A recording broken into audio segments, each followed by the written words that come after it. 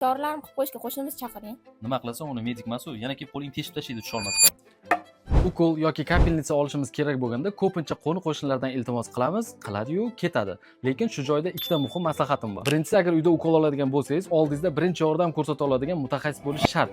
Chunki dorilar kutilmaganda reaksiya berib qolsa, ko'pchilik bunaqa paytda nima qilishni bilmaydi. Ikkinchisi, lekin shu joyda sizga bitta savolim bor. Uyingizda ukol qila oladigan odam bormi? Sizga kim ko'pincha ukol qilib qo'yapti? Kommentariyada javobingizni yozib keting. Ikkinchisi, shunchaki ukol qilishni biladigan insonni qo'lida hayotingizni xavfga qo'ymang. To'g'ri, har xil vaziyat bo'lib qolishi mumkin, lekin yechimi bor-ku. Masalan, Maker ilovasi juda ham qulay. Yashab turgan lokatsiyangizga kiritasiz, sizga yaqin bo'lgan eng tajribali hamshiralarni ko'rsatadi. Siz tanlab uyingizga chaqirasiz, hamma muolajalarni amalga oshirib beradi. Hattoki alohida bolalar hamshirasi ham bor. Bilaman, bu ko'pchilikning og'riqli nuqtasi-ku, to'g'rimi? Eng asosiy plyusi, uzoq navbat kutib klinikaga bormaysiz. Professionallar o'zi oldingizga keladi. Ilovani yuklab olib foydalaning. Sog'lig'ingizni tajribali insonlarning qo'liga topshiring. Bunaqa foydali videolar ko'pchilikka manfaatli bo'ladi.